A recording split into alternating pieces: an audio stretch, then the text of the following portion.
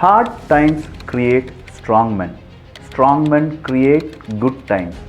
Good times create weak men and weak men create hard times. இந்த ஒரு சொற்றொடரிலிருந்து ஆரம்பிக்குது boomer அப்படிங்கிற ஜென்ரேஷன். ஹார்ட் டைம் அப்படின்னு சொல்லும்போது வாழ்க்கையில் கஷ்டமான தருணங்கள் ஸ்ட்ராங்கான மனிதர்களை உருவாக்குகிறது. ஸ்ட்ராங்கான மனிதர்கள் கஷ்டப்பட்டு குட் டைம்ஸ் அப்படிங்கிறத உருவாக்குறாங்க. நல்ல நேரங்களை உருவாக்குறாங்க.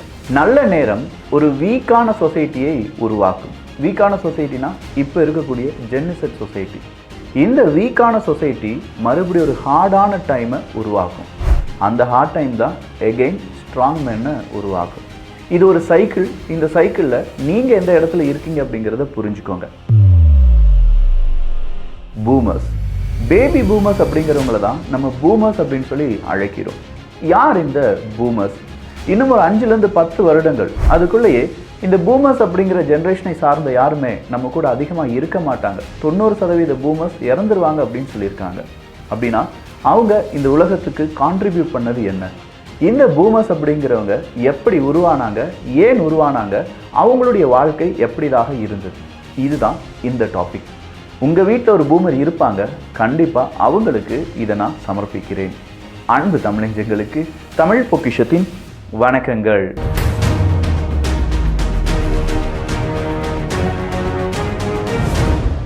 பூமர் அப்படிங்கிறது ஏதோ யாரையோ கலாய்ப்பதற்காக உருவாக்கப்பட்ட ஒரு வார்த்தை அப்படின்னு நினச்சிடாதீங்க. இப்படி ஒரு ஜென்ரேஷன் இருந்துச்சு. இந்த ஜென்ரேஷனை பேபி பூமர் அப்படின்னு சொல்லி அழைச்சாங்க. முதல் உலகப்போர், 2வது உலகப்போர், இந்த போர் போர் போர் அப்படின்னு சொல்கிற இந்த காலகட்டத்தில் மனிதர்கள் வாழ்வதற்கே ரொம்ப கஷ்டப்பட்டாங்க. ஏகப்பட்ட நோய், எல்லா இடங்களிலுமே பசி, பட்டினி, பஞ்சம். அதையும் தாண்டி மனிதர்கள் உயிர் வாழ நினைக்கும் போது அங்கே நிறைய நோய்கள் வந்து தாக்குது. இதெல்லாம் முடிகிறது 1946. அதாவது 2வது உலக யுத்தம் முடியுது. இப்படி 2வது உலக யுத்தம் முடியும் போது நிறைய நாட்டில் இருக்கக்கூடிய சோல்ஜர்ஸ் அவங்கவுங்க ஊருக்கு திரும்புகிறாங்க. எல்லாருக்குமே மனசில் அவ்வளவு ஆசை. இவ்வளோ நாள் நம்ம யுத்த காலத்தில் இருந்துட்டோம், இனியாவது நம்ம வாழ்க்கையில் வாழ வேண்டும் அப்படின்னு நினைக்கக்கூடிய அந்த ஆசைகள் வருது. ஸோ இந்த யுத்த காலத்தில் இருந்த இந்த ஜென்ரேஷனை சைலண்ட் ஜென்ரேஷன் அப்படின்னு சொல்லுவாங்க. யாரும் அதிகமாக பேச மாட்டாங்க. பெரிய அளவில் அவங்களுக்கான ஒரு வாழ்க்கை அப்படிங்கிறது இல்லை. ஏன்னா போர்லேயும் இந்த மாதிரியான ஃபினான்ஷியல் பிரச்சனையிலையும் ஏகப்பட்ட பிரச்சனையிலேயே ஓடிடுச்சு சைலண்ட் ஜென்ரேஷன். இந்த சைலண்ட் ஜென்ரேஷன் அடுத்ததாக ஒரு ஜென்ரேஷனை உருவாக்குறாங்க. அதுதான் பேபி பூமர்ஸ். 1946லேருந்து 1964 வரை யாரெல்லாம் பிறந்திருக்காங்களோ அவங்க எல்லாருமே பேபி பூமர்ஸ் தான். இப்போ நம்ம கூட வாழக்கூடிய ஒரு 56லேருந்து 58 வயதுலேருந்து 76, 78 வயதுக்குள்ளே இருக்கக்கூடிய எல்லாருமே பூமர்ஸ் அப்படின்னு சொல்லக்கூடிய அந்த ஜென்ரேஷனை சார்ந்தவர்கள். ஸோ பூமர்ஸுக்கு முன்னாடி சைலண்ட் ஜென்ரேஷன், பூமர்ஸ்க்கு பின்னாடி வந்த ஜென்ரேஷன் அப்படின்னு சொல்லும்போது ஜென்ரேஷன் எக்ஸ் அப்படின்னு சொல்லுவாங்க. இந்த பூமர் ஜென்ரேஷன் அப்படிங்கிற 1946லேருந்து 1964 வரை பிறந்த அந்த மனிதர்கள் இருக்காங்கல்ல, அவங்களே மாதிரி வாழ்க்கையில் கஷ்டத்தை அனுபவித்தவர்கள் கிடையாது. அவங்களே மாதிரி டெக்னாலஜியை புதுசாக கண்டுபிடிக்கக்கூடிய அந்த டெக்னாலஜியை உருவாக்குனது யாருமே கிடையாது. அவங்களே மாதிரி சொத்து சேர்த்தது யாருமே கிடையாது.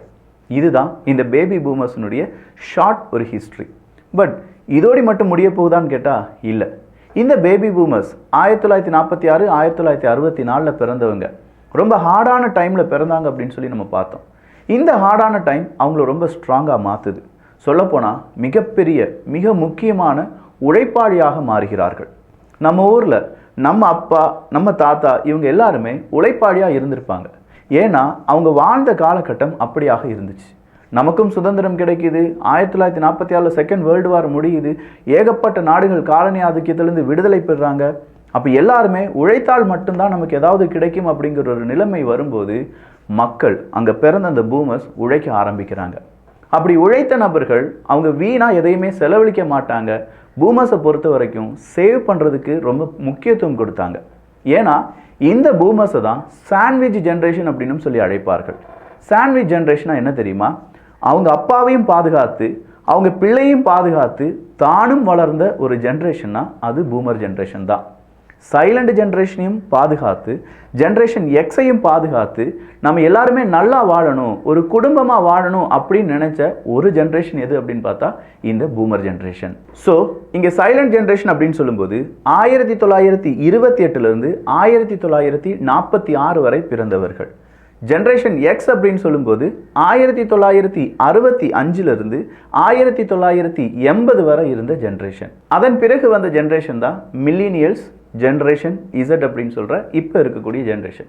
இப்போ ஜென்ரேஷன் இசட்டையும் தாண்டி நம்ம வந்துட்டோம். ஸோ இங்க இந்த பூமர் ஜென்ரேஷன் அப்படின்னு சொல்றோம்ல, இங்க ஜெண்டர் அப்படிங்கிறது வெறும் 2 தான் இருந்துச்சு. அதாவது ஆண் பெண் அப்படிங்கிற அந்த ஜெண்டர் வெறும் 2 தான் இருந்துச்சு. LGBTQ அப்படின்னு நம்மலாம் சொல்றோம் பார்த்தீங்களா, அது பூமர் ஜென்ரேஷன்ல எவ்வளவு இருந்துச்சு அப்படின்னு கேட்டா வெறும் 2.6% இருந்துச்சு. ஆனா அதே இது ஜென் இசட்ல அது 22% உயர்ந்திருக்கிறது. அப்போ அந்த ஜென்ரேஷனுடைய ஸ்ட்ராங் மனப்பான்மை, அவங்களுடைய ஹார்ட் ஒர்க்கிங் அப்படிங்கிறதும், இந்த உலகத்தையும் உங்கள் வீட்டையும் உங்களுக்கு தேவையான சொத்தையும் பாதுகாக்க வேண்டும் அப்படின்னு சொல்லி மட்டும்தான் ஏங்கியதற்கான தேவை என்ன, எல்லாத்தையுமே இழந்து நிற்கக்கூடிய ஒரு நேரத்தில் நான் முதலே சொன்ன மாதிரி ஹார்டு டைம் அப்படின்னு சொல்லும்போது ஒரு ஸ்ட்ராங்கான மேனை உருவாக்கிச்சு. இந்த ஸ்ட்ராங்கான மேன் என்ன செய்கிறாங்கன்னா நமக்கான குட் டைம்ஸை உருவாக்குறதுக்கு தான் பாடுபட்டிருக்காங்க. ஒரே ஒரு விஷயத்த சொல்லிடுறேன், இந்த ஜென் இசட் அப்படிங்கிற இந்த பாப்புலேஷன் தான் ஹையஸ்ட் பாப்புலேஷன் அப்படின்னு சொல்கிறாங்க. 1946 1964 வரை அமெரிக்காவில் மட்டுமே 50% அவங்களுடைய மக்கள் தொகை அப்படிங்கிறது பெருகியது. உலக நாடுகளில் எல்லா இடத்துகளிலுமே இதுதான். இந்த மக்கள் தொகை பெருக்கம் அப்படிங்கிறதோடு மட்டும் இல்லாமல் மனிதர்கள் அதிக நாட்கள் உயிர் வாழ ஆரம்பிக்கிறாங்க. அது வரையிலும் ஒரு 40 வயசு 45 வயசு 50 வயசுன்னு வாழ்ந்தவங்க அதன் பிறகு தான், அதாவது இந்த பூமர் ஜென்ரேஷன் வந்த பிறகு தான் 60 70 80 அப்படிங்கிற அந்த வயசு வரை வாழ ஆரம்பிக்கிறோம். அப்போது இந்த இடத்துல தான் இன்சூரன்ஸாக இருக்கட்டும் இப்படின்னு சொல்கிற பல விஷயங்கள் நமக்கு அறிமுகமாகுது. இந்த ஒரு ஜென்ரேஷன் தான் ரேடியோ, டெலிவிஷன், இன்டர்நெட் இதை எல்லாத்தையுமே சரிவர பயன்படுத்திய புதுசாக நிறைய கண்டுபிடிக்க வேண்டும் அப்படின்னு சொல்கிற ஒரு முக்கியமான ஜென்ரேஷனாக இருந்தாங்க. இதற்கு பிறகு வந்த ஜென்ரேஷன் எக்ஸ், மில்லினியல்ஸ் அப்படிங்கிறவங்களும் இந்த ஒரு நீட்சி இருந்தது. ஆனால் போக போக காலங்கள் செல்ல செல்ல இந்த ஜென்ரேஷன் கேப் காரணமாக நாம் என்ன செய்ய ஆரம்பிச்சிட்டோம்னா, இப்போ கண்டுபிடித்த விஷயங்களை உபயோகிக்க கற்றுக்கொண்டோமே தவிர புதிய விஷயங்களை கண்டுபிடிக்க வேண்டும் அப்படிங்கிற தேவை நமக்கு வராமல் போனது. அந்த தேவை காரணமாக தான் கூடுதலான கண்டுபிடிப்புகள், முக்கியமான கண்டுபிடிப்புகள் நான் சொன்ன பூமர் கண்டுபிடிப்பாக இருக்கும், அப்படி இல்லைனா ஜென் எக்ஸ் கண்டுபிடிப்பாக இருக்கும். ஆனால் இந்த பூமர் ஜென்ரேஷனுக்கு வேறொரு சிக்கல் இருந்துச்சு, படிப்பு அப்படிங்கிறது. வெறும் 22% ஆண்கள் இந்த டிகிரிலாம் முடிச்சு வெளியில் வந்திருப்பாங்க, 20% பெண்கள் மட்டும்தான் டிகிரிலாம் முடிச்சு வெளியில் வந்திருப்பாங்க, படிச்சிருப்பாங்க அப்படின்னு சொல்கிறது தான் இந்த பூமர் ஜென்ரேஷன். இதுதான் கடைசி ஜென்ரேஷனும் ஆண்கள் கூடுதலாக காலேஜ்லாம் படித்து நல்ல முறையில் படித்து வெளியில் வந்த ஜென்ரேஷன். அதன் பிறகு பெண்களுடைய ஆதிக்கம் தான் படிப்பில் அதிகளவு இருந்தது என்பதும் குறிப்பிடத்தக்கது. சரி, இப்போ இந்த பூமர் ஜென்ரேஷனுக்கு இருக்கக்கூடிய சிக்கல்கள் என்ன அப்படின்னு பார்த்தீங்கன்னா, நான் சொன்ன மாதிரி ஒரு 58 வயசுலேருந்து 75 வயசு அப்படின்னு சொல்லும்போதே அவங்களுக்கு உடல் உபாதைகள் ஏகப்பட்டது இருக்கும். ஜென்ரேஷன் கேப் அப்படிங்கிறத ஃபீல் பண்ணுறாங்க. சொல்லப்போனால் பிளேமிங் அப்படிங்கிறது இந்த பூமர் ஜென்ரேஷனுக்கு மேலே இப்போ இருக்கக்கூடிய ஜென்ரேஷன் மனிதர்கள் வைத்து வருகிறார்கள். நல்லது சொன்னாலும் இல்லை இப்படி தான் இருக்கணும் அப்படின்னு சொல்லி அவங்களுடைய எக்ஸ்பீரியன்ஸை சொல்லும்போது நாம் பூமர் அப்படின்னு சொல்லி அவங்கள கலாய்க்கிறோம். ஆனால் உண்மையில் அவங்க கலாய்க்கப்பட வேண்டிய மனிதர்கள் கிடையாது. அவங்க வாழ்க்கையில் அவங்க அனுபவித்த துன்பங்களும் அதனால் நம்ம குடும்பத்தை பாதுகாக்க வேண்டும் அப்படிங்கிற அந்த மனமும் இன்னைக்கும் அதை அப்படியே வழி நடத்த வேண்டும் அப்படின்னு சொல்லி பிற ஜென்ரேஷனுக்கு சொல்லிக் கொடுக்கும்போது அந்த ஜென்ரேஷன் கேப் காரணமாக அதை புரிந்து கொள்ளக்கூடிய அந்த திறமை இப்போ இருக்கக்கூடிய ஜென்ரேஷன் மனிதர்களுக்கு கிடையாது. இப்போ இருக்கக்கூடிய பூமர் ஜென்ரேஷனாக இருக்கட்டும், ஜென்ரேஷன் எக்ஸாக இருக்கட்டும், மில்லினியல்ஸாக இருக்கட்டும், இல்லை ஜென் இசட்டாக இருக்கட்டும், இதில் டாப்பாக இருக்கக்கூடிய ஜென்ரேஷன் பூமர் ஜென்ரேஷன் தான். அவங்க தான் அதிகமாக ரிஸ்க் டேக்கராக இருந்திருக்காங்க. அவங்க தான் விளையாட்டாக இருந்தாலும் சரி, வேலையாக இருந்தாலும் சரி, ரொம்ப ஹார்டாக விளையாண்டு வேலை பார்த்தவர்கள். அவங்க தான் கிரியேட்டிவ் திங்கர்ஸாக இருந்திருக்காங்க. அவங்களுடைய ஹாலிடேஸ் அப்படிங்கிறது ஷார்ட்டாக இருக்கும், ஆனால் அட்வென்ச்சர் நிறைந்ததாக இருக்கும். ஹாபிஸ் அப்படின்னு சொல்லும்போது 1-2 ஹாபிஸ் அப்படிங்கிறது இந்த பூமர்ஸ் ஜென்ரேஷனுக்கு இருந்ததே கிடையாது. ஏகப்பட்ட ஹாபிஸ், கிடைக்கிற நேரத்தை எல்லாத்தையுமே சின்ன சின்ன விஷயங்கள் அவங்களுடைய சந்தோஷத்துக்காக வாழ்ந்த ஒரு ஜென்ரேஷன் இந்த பூமர் ஜென்ரேஷன் தான். நான் ரிலீஜியஸ் அப்படிங்கிறது உருவானதும் எல்லோரும் சமம், எல்லாரும் ஒன்றுதான் அப்படின்னு சொல்ற அந்த ஒரு ஜென்ரேஷனும் இந்த பூமர் ஜென்ரேஷன் தான். ரெகக்னைசேஷன் வேணும் அப்படின்னு நினைச்ச ஜென்ரேஷன் இந்த பூமர் ஜென்ரேஷன். அதே மாதிரி லீடர்ஷிப் ஆப்பர்ச்சுனிட்டியை தேடி போன ஜென்ரேஷனும் இந்த பூமர் ஜென்ரேஷன் தான். இவ்வளோ விஷயங்கள் உள்ளடக்கிய இந்த பூமர் ஜென்ரேஷன் இன்னும் ஒரு 10 வருடங்கள்ல நம்மை விட்டு ஒரு 90 பூமர் ஜென்ரேஷன் இறந்துருவாங்க அப்படின்னு சொல்லும்போது எவ்வளவு ஹார்ட் டைமை நமக்கு குட் டைமாக மாற்றி தந்திருக்காங்க. பட் இந்த குட் டைம் ஒரு வீக் மென்ஸை உருவாக்கும் அப்படின்னு சொல்லுது எவ்வளவு உண்மை. இந்த வீக் மென்லாம் சேர்ந்து அடுத்ததாக ஒரு ஹார்டான டைமை உருவாக்க போகிறோமே, அது எப்படி இருக்கும் கொஞ்சம் யோசிச்சு பாருங்க. அதை பற்றிலாம் தெரிந்து கொள்ள வேண்டும் என்றால் இப்போ பூமரை பார்த்த மாதிரி அடுத்ததாக ஜென் இசட்டை பார்க்கணும். யாருக்கெல்லாம் ஜென் இசட்டை பற்றி தெரிந்து கொள்ள வேண்டும் கீழே கருத்துக்களாக பதிவு பண்ணுங்க. ஸோ பூமராக சொல்லப்போனால் அவங்கள பாராட்டணும். பட் அதை நகைப்பாக மாற்றிய நாம் என்ன செய்ய போகிறோங்கிறது தெரியல.